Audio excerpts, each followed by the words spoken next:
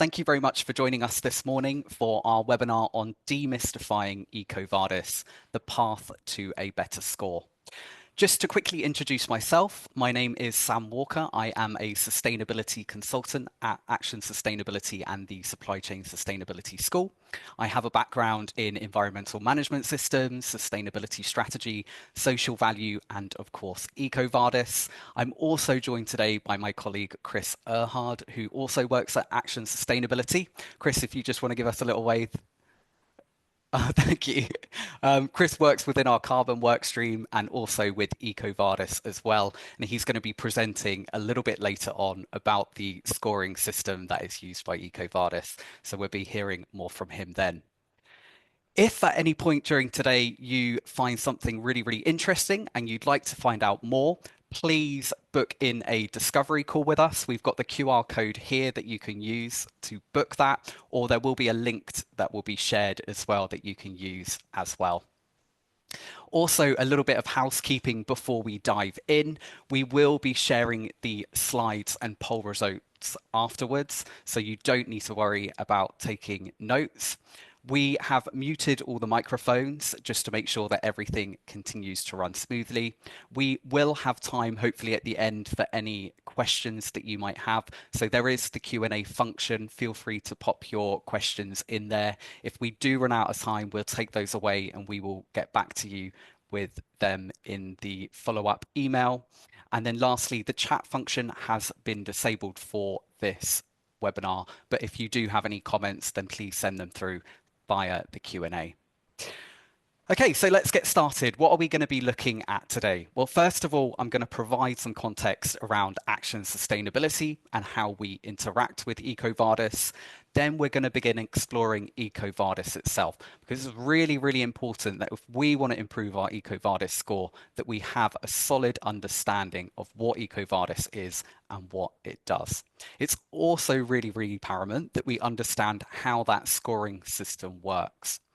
Once we're happy with that, we're going to start looking at some specific elements that can help you and your organization get that better score. So we're providing our top 5 tips in the What Does Good Look Like section. Completely understand that it can require a lot of resource to complete an EcoVadis submission. So I'm also going to be talking a little bit about how we as Action Sustainability can support you with your assessment. We'll hopefully have some time then for a Q&A, and then we'll be closing at around 11:55, 12. Before I begin with kind of unpacking EcoVadis, I did mention that Chris and I work for an organization called Action Sustainability. Action Sustainability is a consultancy. We've been around for over 25 years now, supporting organizations with their sustainability ambitions. We are the #1 recognized team behind the Supply Chain Sustainability School. We provide all these resources and training on sustainability.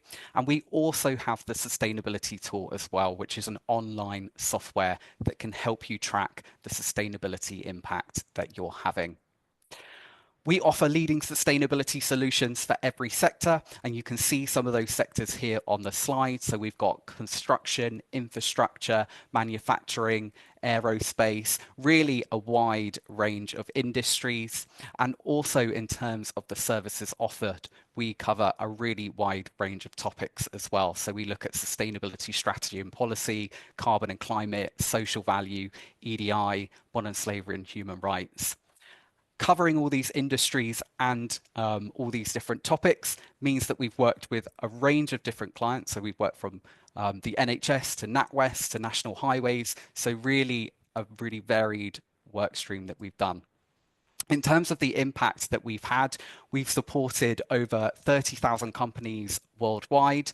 In 2022, we were honoured with the Queen's Award for Sustainable Development.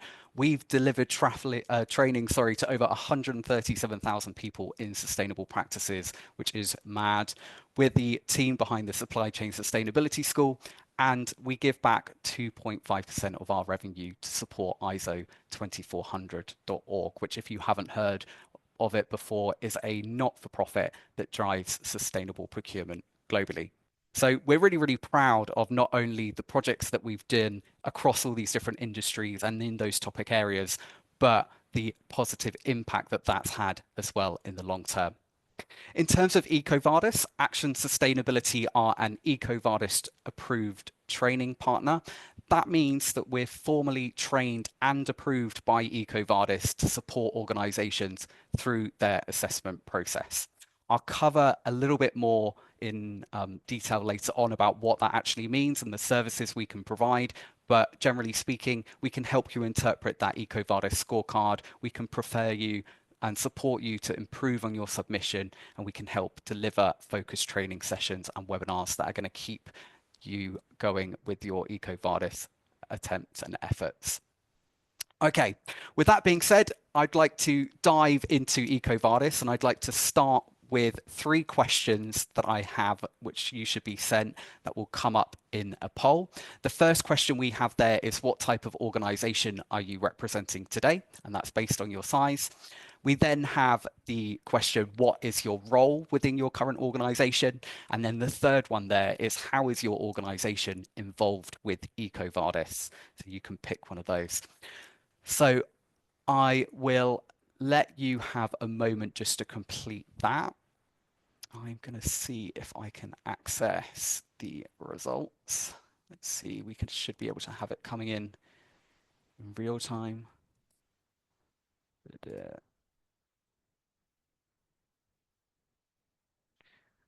And my colleague Keegan should have shared that so everyone has access to it.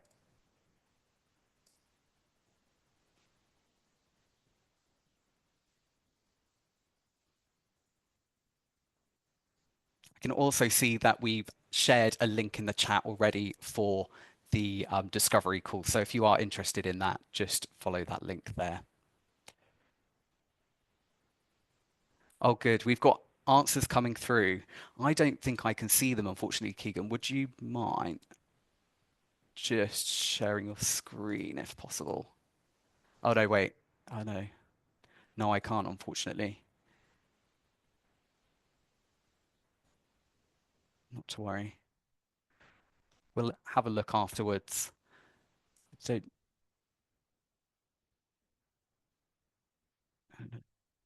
sorry, do bear with whilst we just try to access the poll. No, unfortunately not. So what I'll do is I'll move on for now, and then if we can get that Zoom poll results showing later on, we'll have a look and we'll go over some of those. Okay, so let's start off by looking at what EcoVadis is. If we're new to EcoVadis, really important to understand the components of it. And even if you've done that assessment for the first time, if we want to improve on our score, we need to make sure that we understand each component really well. So EcoVadis is a global sustainability rating platform. It helps organizations assess how sustainable they are and improve on this. And it does this through a standardized assessment system that looks at key sustainability topics. So we're talking about things like the environment, labor and human rights, ethics, and sustainable procurement. The idea behind EcoVadis is to provide a really fair and consistent way of evaluating how well a company is integrating sustainability into its day-to-day operations. It uses a standardized methodology, and because it's standardized, EcoVadis can be applied across different countries, different sectors, different company sizes, and you can see some of the scale of that reflected in those stats that have come up on the screen there. So we're talking about EcoVadis now covering over 185 countries, more than 250 industries, and with over 150,000 companies worldwide assessed. It's not just about assessing your own organization, EcoVadis. It can also be used widely to evaluate your sustainability performance of your supply chain. And that's a really important piece of the puzzle, because for most organizations, the biggest environmental and social impacts that are occurring occur in their supply chain somewhere. So with EcoVadis, and by asking your suppliers to be assessed and to submit an assessment, you have that transparency, which then allows you to identify where those risks are really happening in your supply chain and to do something about it. Finally, a really important point here is that EcoVadis isn't designed as just a one-off audit. It's built around this idea of continuous improvement so that once you receive your score, it's about what you can then do to improve. It's not about achieving this perfect score right away. We want to identify those opportunities where we can improve year on year. Really, really key. And I will keep going on about that continuous improvement piece.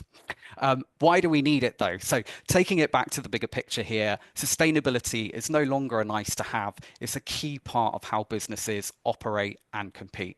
A couple of stats here on the screen to kind of show that. We've got 70% of business leaders saying climate change has a high impact on their business strategy and operations.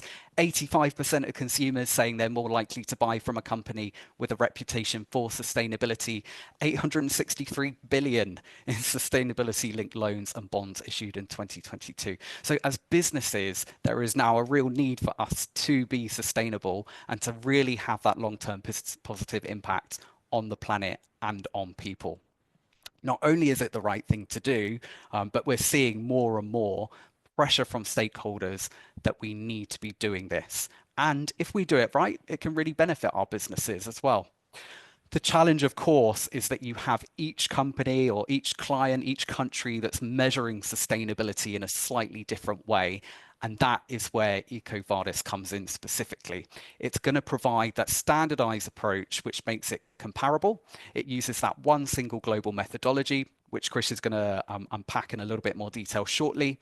But it means that a company in the UK can be assessed on the same basis and can be compared to a supplier in India or Brazil. And it's that consistency that makes it incredibly powerful for your organization.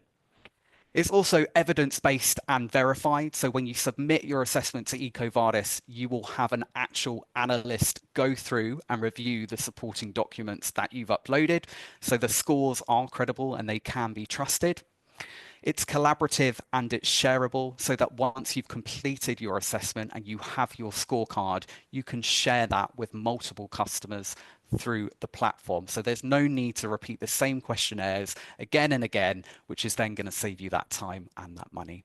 And lastly, with EcoVadis, it's about that continuous improvement piece. Each assessment is going to give you that feedback on what's working well within your organization, where you need to improve, so that as a company, you can strengthen your sustainability performance each year.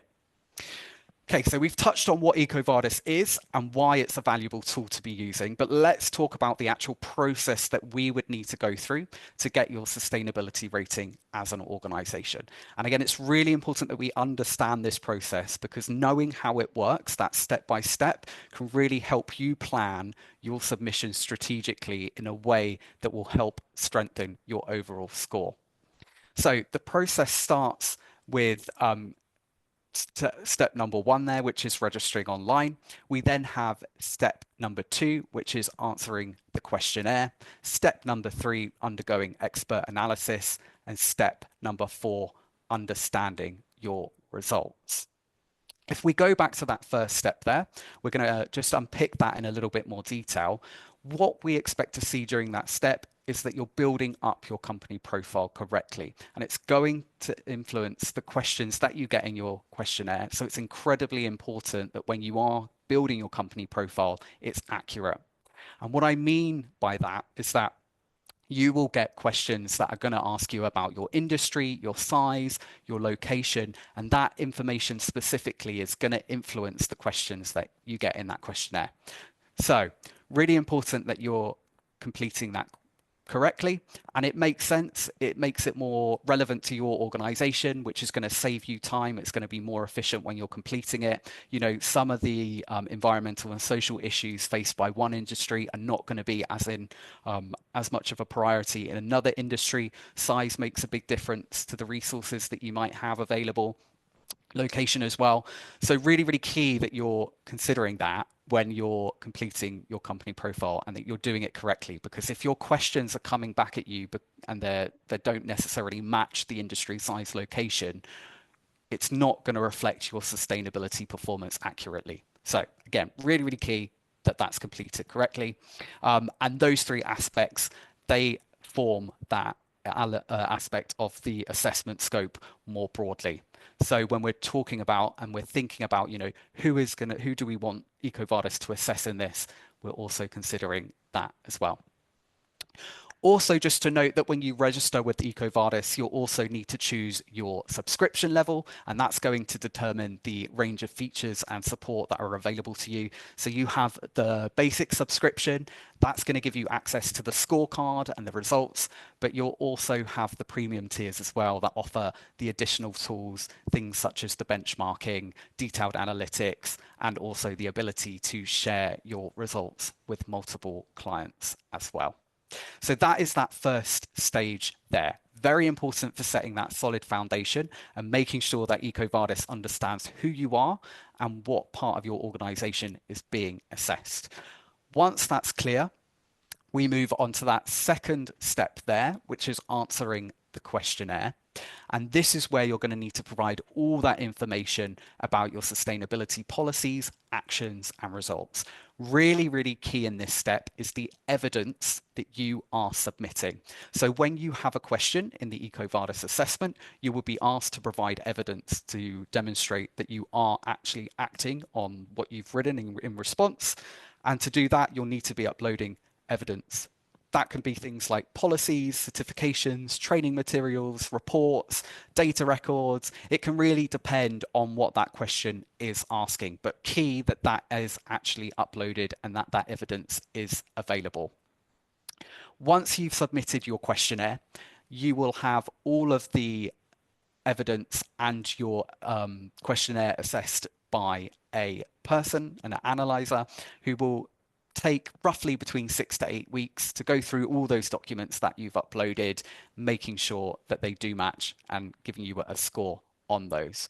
And once you have that review completed, you will be presented with that sustainability score. Now, your score is presented on a scorecard, which is the central output of EcoVadis. And on that scorecard, it's going to provide you with a detailed breakdown of you and your suppliers, if they've done it, their sustainability performance. So you'll see the overall score here, and then you'll see a badge in that top right as well, if you've achieved a high enough score for that. It's also going to show where your strengths lie and where there's room for improvement. So very, very important for that continuous improvement piece. But also to note that it will put those and differentiate those into the different themes that exist within EcoVadis.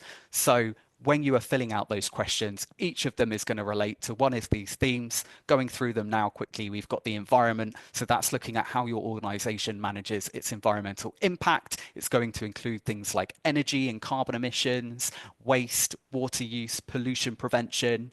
You've then got the second pillar, which is labor and human rights, which is going to cover employee well-being, health and safety, working conditions. There's the ethics pillar, which is assessing the integrity of your business. So it's things like anti-corruption measures, data protection, fair competition.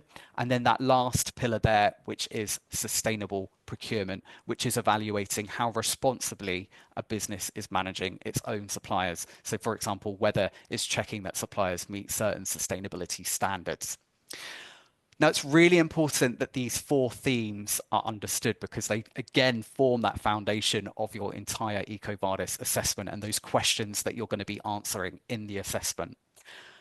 Before I kind of go into a little bit more detail about how we can help you improve your score, though, absolutely paramount that we understand how those themes work in a little bit more detail and also just that general scoring system.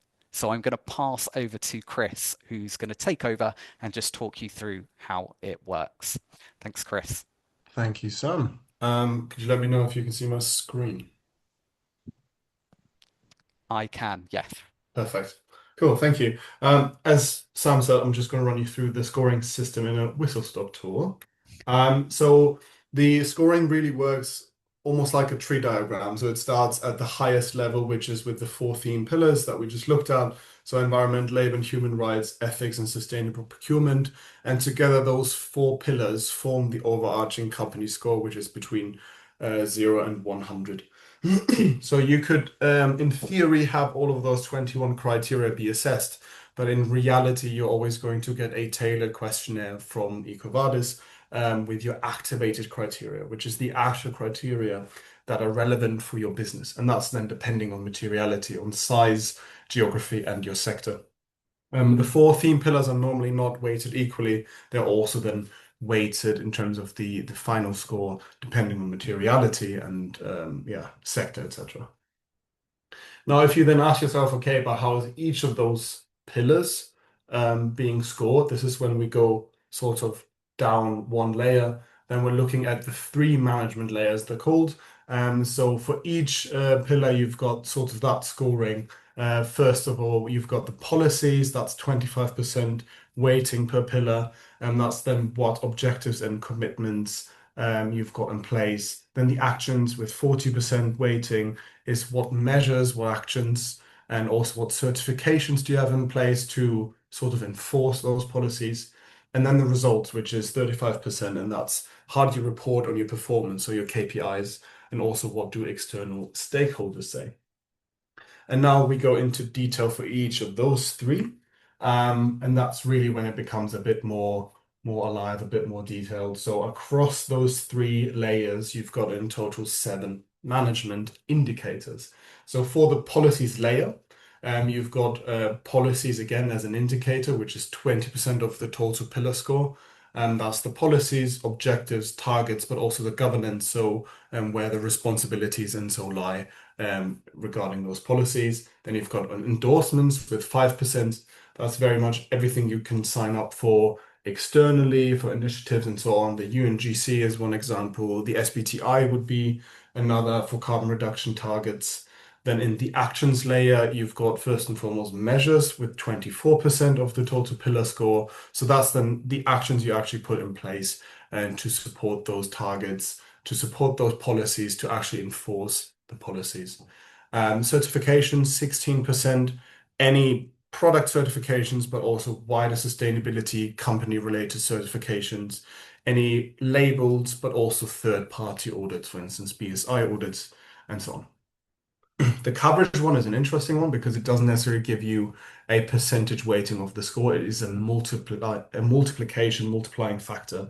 So that's then the level of deployment of those certifications and measures across the company. So one simple example would be you might have an ISO 14001 audit and accreditation for 2 of your sites, but you've got 10 sites in total across your company. This would then sort of take that different level of deployment into account across the business. And then with the results layer, first of all, we've got the reporting bit, 14% of the total score for each pillar. That's then the KPIs, the quality of those KPIs, and however you report that internally and externally. And then the 360 watch findings with 21% is a very interesting one. They've created in EcoVadis a AI supported tool with human intervention that scrapes the internet for news. It scrapes authorities' databases, sort of environmental agency reports, and so on and so forth, to really check, is there any active backlash on sustainability against this business? Is there any environmental or other breaches that have been found? And it then takes that into account, and that can negatively impact your score as well. And now down to the last step, if we're now looking at one of the examples here of the indicators, in this case, the policies indicator, how is that then actually scored on the ground to build this tree diagram up to get your final score for your company? So on this policies example, all these indicators are then again scored by a score of 0 to 100, and that's determined by the level of maturity. So if we're looking at 0, you've basically got nothing in place on policies. You don't really have any formalized policies. You might have some statements here and there, but nothing formalized.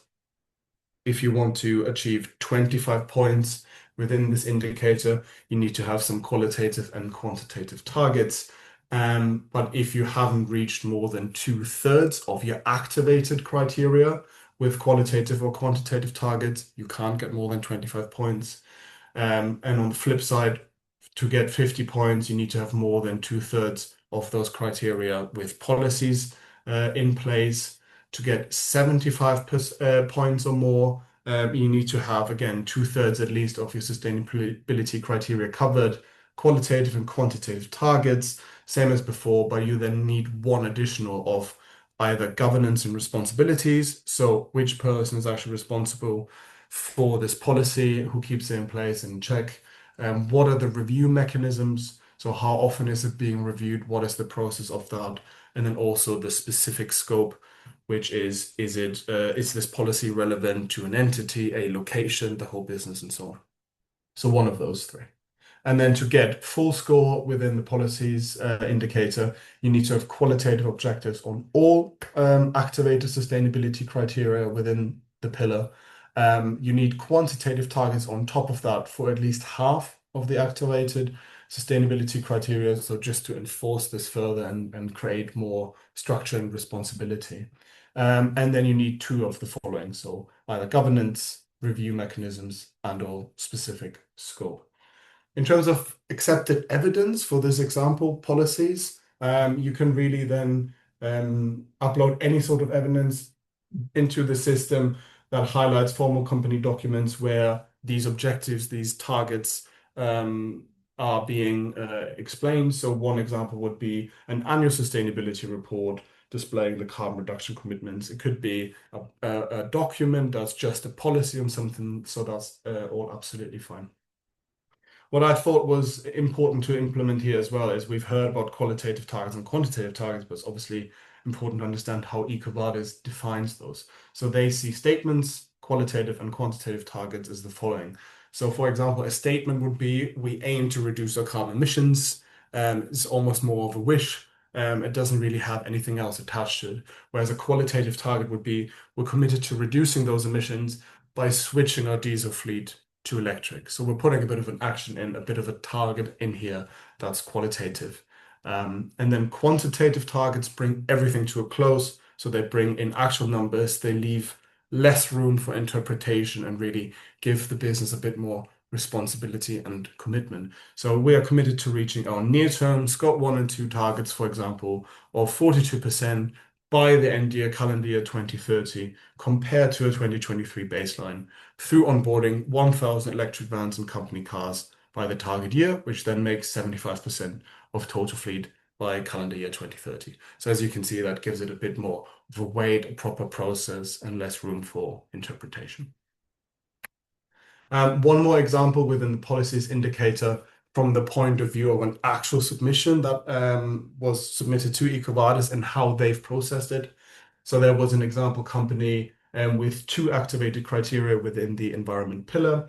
Those criteria were energy consumption and greenhouse gases, as well as materials, chemicals, and waste. What the company has done, they have submitted a energy conservation and climate change policy. The analysts at EcoVadis looked at it and said, yeah, that policy is good. We've got a company-wide commitment to energy conservation and a greenhouse gas emissions reduction target of 10%. However, no other evidence on environmental policies was provided. So what the scoring is at the end is 25 points out of 100 for this indicator, because based on its activity, two environmental criteria were activated. However, we've only received evidence for one. That's less than 2/3 of the activated criteria. Thereby, we can't give more than 25 points. To bring that all to a close, if you think about the tree diagram as well, so at the very end, all of those four pillars have received their score, they have their individual weighting, and they make up the total final company score of 0 to 100. And these you can put into different sections here. So for instance, between 0 and 24 points, you really don't have many policies in place, and you've got maybe even some evidence of misconduct or pollution. Maybe the 360 watch findings have found relatively serious backlashes, breaches, and so on. On the partial front, you've got a bit of a sustainability approach. You've got a couple of policies, maybe even have a couple of certifications and eco-labels. In the good section, you then start having a structured sustainability approach. You've got policies on major topics, and you're starting to have some basic reportings as well on KPIs. it gets interesting in the advanced and outstanding sections. So then you've got in advanced a very structured approach. You've got policies, but you've also got detailed implementation plans, so structured measures in place and timelines, etc. And you've got significant reporting on actions and KPIs. Outstanding, you bring all of that together, very structured approach, policies on all of the important things, very detailed implementation plans, very detailed KPI reporting, but you've also got then innovative practices and external recognition. So you're really turning into a thought leader within your space, especially within your sector when it comes to sustainability. And then lastly from me, there's the EcoVadis badges that obviously look quite good and companies like to achieve them. They are based on percentiles. So as you can see here, top 35% is to achieve a bronze badge, top 15% to achieve silver, top 5% to achieve gold, and then only top 1% achieve the platinum badge. That is not technically related to the 0 to 100 score. It is really looking at the last 12 months of EcoVadis submissions, and they then say where people have ended up. And then if you are in the 35% top of companies, then you would get the bronze badge. Last year, that was, I think, around 58 score and plus you would have then needed to achieve bronze. So I would definitely aim for 60 plus if badges are of interest. And lastly, the companies that have any of the pillars where they score below 30, doesn't matter how much they score, and the other ones, they can't get any badges. So you really need that foundation across all of the 4 pillars, and then I need to be in those top percentiles to achieve any of the badges. Cool. Over to you, Sam. Thanks very much, Chris. Really, really valuable and really interesting to understand how it does actually work, that methodology. As I say, if you are looking to improve your score, just getting your head around it will help you know exactly what they're looking for and how you can apply different documents and policies in the right places to achieve that better score. Okay, so we've explored what EcoVadis is, what it does, and that scoring system. So let's have a look now at what good actually looks like based on some of the applications that we've reviewed. So first up, when we're talking about, okay, what is good when we are looking at an EcoVadis submission? First up, we have answers that you submit that are really evidence based. And what I mean by that is that you haven't just kind of copied and pasted a general statement into that answer. It's a very specific statement that relates to a very specific piece of evidence, and that evidence has been provided. So we're talking about those documents again, like those policies, certificates, or data. Also key that it is aligned to your organization. So again, we don't want any general statements. We want it to be specific. We want it to have kind of in the documents, it needs to be signed off by leadership. It needs to have an up-to-date date. It needs to just make sure that it fits in with everything that's being asked and that it is a strong piece of evidence to support it. There needs to be that balance across the 4 themes. So as Chris was saying, if you don't necessarily get it anything in one section or one pillar, one theme, it's going to bring you down. So really, really key that we are considering all those 4 pillars when we are completing the EcoVadis assessment. And then lastly, just one of the things that we often pick up on is that if you are reapplying and you are redoing an assessment for a second year, that you show that progress over time. And that is that continuous improvement piece. We want to be able to see, or EcoVadis want to be able to see, that if you've had that assessment and they've made those recommendations on how you can improve, you have done some of those. And when you're answering those questions, it's very clear what you've done and how you've supported that. So again, that evidence piece. Often when we see submissions, tend to see that a lot of the answers provided don't necessarily match up specifically with that question, or the evidence again isn't matching up with everything. So it's not a lot about having really long responses. It's about just making sure that they are clear, concise, and relevant. So please keep that in the back of your mind when you're doing your assessment. Really, really key. Okay, so then what tips do we have for you if you do want to improve your score, or if you are coming up to doing the EcoVadis assessment for the first time, what can you do to put yourself in the best position to be able to complete it? The first thing we have here is good organization. It sounds really simple, but we have a lot of organizations that end up leaving it until the last minute, which means it's a lot more stressful collecting all those documents, all those policies, writing those answers out to each of those questionnaires. So really start as early as you can to pull everything together. And when we talk about getting organized, it's also about having it in one spot. So one shared folder that you have on your Teams or whatever you use, so you can be able to access it and you have reference to it really, really quickly and easily. Understand that pulling everything together can take quite a lot of time. It can be quite time consuming. So that's where it can be quite valuable to have a couple of people who are involved in the process when you're responding to the EcoVadis assessment. My only recommendation for that is if you do have multiple people, just make sure that you have really clear roles and responsibilities, because if people know what they're doing and they know that others are aware of what they're doing, there's that accountability piece. So they're much more likely to get it done and to get it done well. So that's our first number tip. Tip number 2 is that focusing on the quality evidence. So again, we don't want to have any really generic evidence that's uploaded. We want it to be specific to that question and specific to your organization. It needs to be clearly dated and it needs to be signed by leadership, ideally. And if you can, look for opportunities to have verified documents that have been verified externally. So I'm talking about certificates or audit reports that you might have. Anything like that is considered really, really strong evidence. So again, keep that in mind when we're focusing on that. Also linking to the evidence piece and kind of what I was saying about those general statements, we want to make sure that it's really relevant and it's really concise.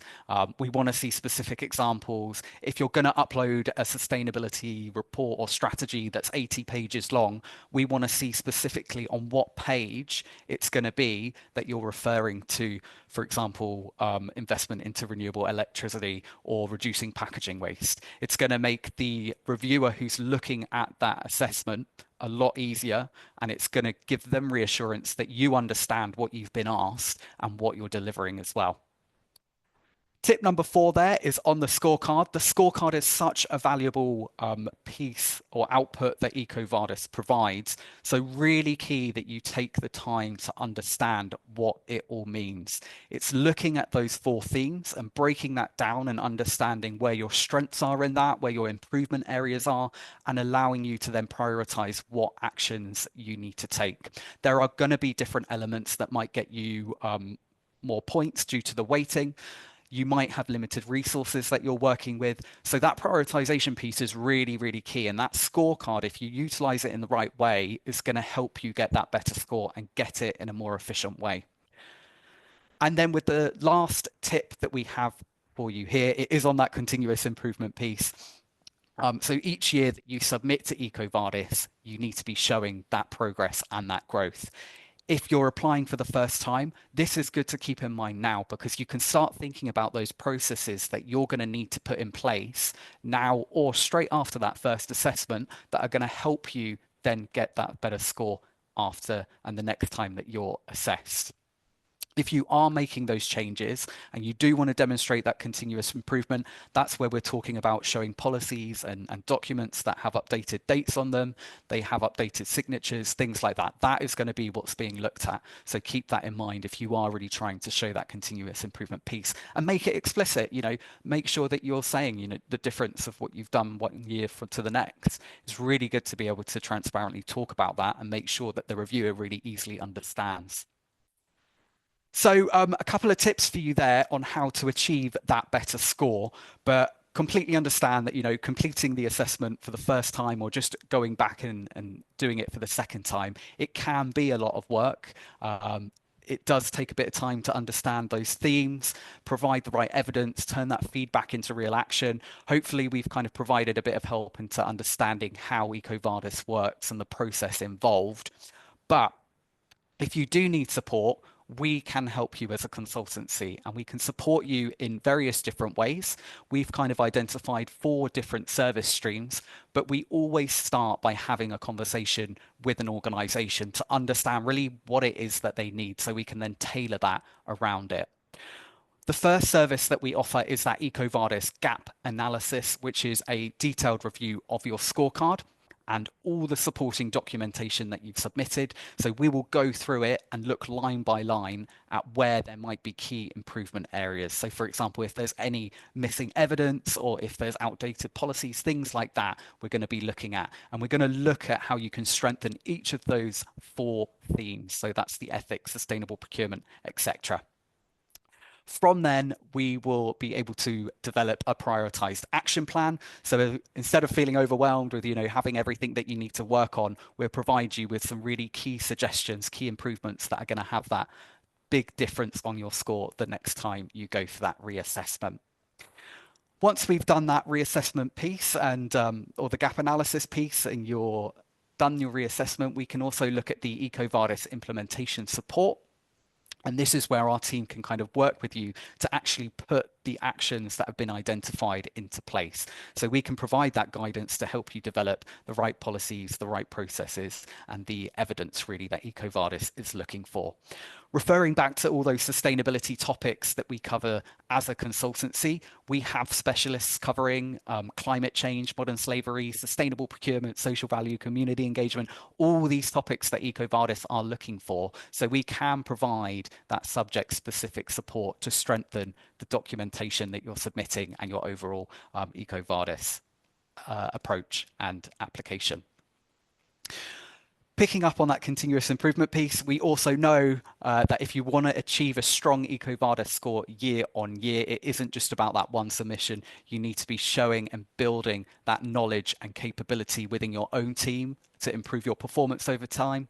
So we do offer the customized training and workshops, which are kind of interactive. They're bespoke based on what it is that you want us to do to really help your team understand either, for example, it could be the EcoVadis methodology and the criteria around that. It could be how you can look at specific sustainability topics and how that can apply for specific parts of your business to improve your EcoVadis score.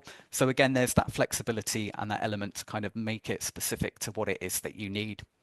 And then finally there, we can provide that ongoing monitoring and support. It can be quite easy with things like this where you have to apply on a year-to-year basis to kind of let it fall behind. There's so many things that we have to prioritize. Well, we can be that person there, that team that can help you keep on track and keep that momentum going throughout the year so that when you come to that reassessment, you're not having that stressful period grabbing all those documents and policies and all of that.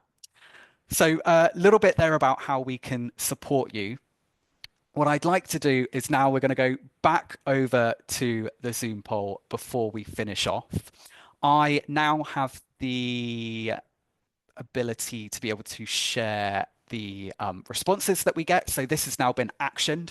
So if you could go ahead and complete the 2 questions that we've got here. The first being, what do you find most challenging about EcoVadis? And then the second one there, what type of support do you need or would you find most useful for EcoVadis? For that first one, we will be collecting the responses and kind of reviewing them outside. It won't give us all of the kind of breakdown now, but I'd really be interested to know, in your positions now, where would you sit on the type of support that you need? And quite interestingly, whilst Chris was presenting, I had a quick look at the poll results for the first poll, and I was looking at kind of where everyone sits, and there's a real split between where people are with EcoVadis and applying. So we've got organizations applying for the first time. We've got organizations who are back up for reassessment. We've got those that are just completely new and have no idea really, which has been really good. I hope this has kind of informed you a little bit on those next steps or, what you need to do to get that better score. But yeah, just interesting to know now how that follows on through. So what out of those service offerings that we said do you think would really be quite valuable to you? So we've got gap analysis there as the first one right away, which, yeah, I can absolutely understand. It can take a bit of time to really familiarize yourself with what that scorecard says and what you need to do. It can take a bit more time to really prioritize those actions that you want to take to be able to maximize your score. So completely understand that. Also, the implementation support there and ongoing support and monitoring is quite key, which, yeah, makes sense. I mean, you do end up losing that momentum. So sometimes it can be really reassuring to have that team involved as well, that consultant to be able to kind of keep that momentum going. So I'll just leave that whilst people are responding. And I can see that we've had some questions come in, which is really, really great. If you do have any questions, we're about to get to the Q&A section. So please pop those in now and we'll start going through a couple of them. But yeah, if you haven't answered that, I can see we've only had 19 of 54 of you complete it. So please do complete that. It would be really, really useful for us just to understand, given that this is one of the first times that we're running this webinar, so we can then identify, okay, can we do a webinar that's maybe centered more around gap analysis and support people with that? Can we do something around the ongoing support and what an action plan might look like? We can make those recommendations based on your responses. So it's really, really useful to get it. Please do complete that. I will leave that up. You should be able to complete that if you haven't already, but we will go to the Q&A. Also, just to point out again, if there's anything that I've spoken about or Chris has mentioned over the course of today that you'd like to find out more, please do just set up a discovery call with us. We'd really, really be very happy to kind of just talk through any concerns or challenges that you're having. We really want to understand them so that we can provide and make sure that we're providing you the best services. So please do get in touch, set up that call, and we're happily talk to you there. Okay, so let's have a look at the Q&A. And I will just need a second to get some of them up so I can see that. Wow, thank you. There's Chris, you've been doing a great job in the background there answering those questions. So thank you very much. Let's just go through them just in case people haven't seen them. And if there are any additional questions that come in, yeah, pop them in and we'll get round to them. So first one, really simple. Will a video recording be shared? Yes, absolutely. You'll get the recording at the end with the slides. Would completely recommend that you take a look through everything today. Understand that it can be, or it can take a couple of times to get your head around the methodology or just how EcoVadis works and those themes and all of that. So take a bit of time if you can after the webinar, not immediately afterwards. Give yourself a bit of a break, but come back to those slides, have a look through, and hopefully that will help again. There's a question here about scope 3 emissions and what are the most important. Response there from Chris, that is, there's no specific mention of scope 3 reporting as a requirement within EcoVadis scoring, but it should form part of the energy consumption and greenhouse gas criteria if material activated to your company. So absolutely key there. And then if the question's more around what type of scope 3 emissions would I expect to see, it's going to depend on what industry you're in. It's going to depend on the type of organization that you are. All of that will influence really what you want to focus on and prioritize when you're looking at those scope 3 emissions. We have resources on the Supply Chain Sustainability School, which are completely free to access. So you can use that. You can have a look at some of those, and they will provide recommendations or at least give you an idea of the different categories that exist when we're talking about the Scope 3 emissions. So you can use that as a basis. How often do you complete an EcoVadis assessment? Really, really key question. So it is every year. And they do have deadlines that you need to hit to be able to make sure that it's submitted on time.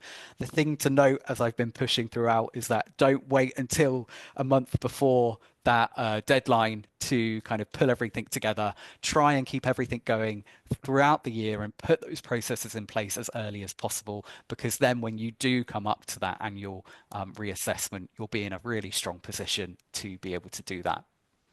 Is modern slavery covered within the human rights pillar of the evaluation? Yes, it absolutely is. It's under the criteria child labour, forced labour and human trafficking. As I mentioned, we have our consultancy team. We specialise in modern slavery and forced labour and being able to provide services that can help you address that in your supply chains.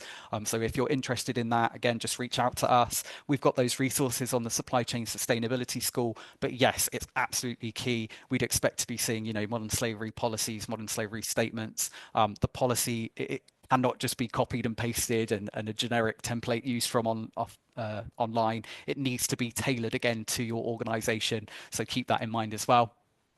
Um, Going through some of the other questions now, I don't know, Chris, is there one that you want to pick up on just while I look at some of the others? Yeah, there's a couple of questions. If we're going to share the copy of the slides and the recordings later on, which we will. So thanks for asking that. There was one interesting one as well.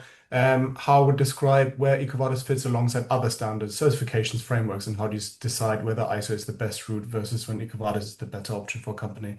I think that's a very key question. I think for one, it definitely depends on your sector, it depends on your customers and your clients, whether you've got requests already around EcoVadis. EcoVadis is definitely turning into one of the biggest, if not the biggest, rating across a whole landscape of sustainability. The ISO standards normally have a bit more their specific use case. It depends also on the sector where certain standards are seen as more important. But I would say they have their specific use cases and their specific pieces of sustainability most of the time, even though some are also quite holistic.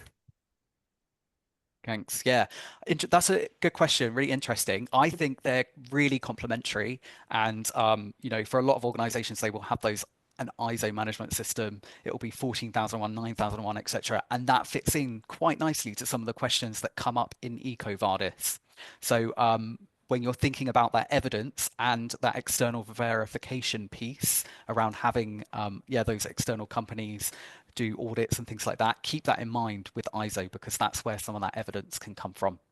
Yeah, it is almost like the EcoVadis piece can be a foundation, and then an ISO 2400 audit would then be part of the evidence and the actions really for your next year's EcoVadis submission. That's it.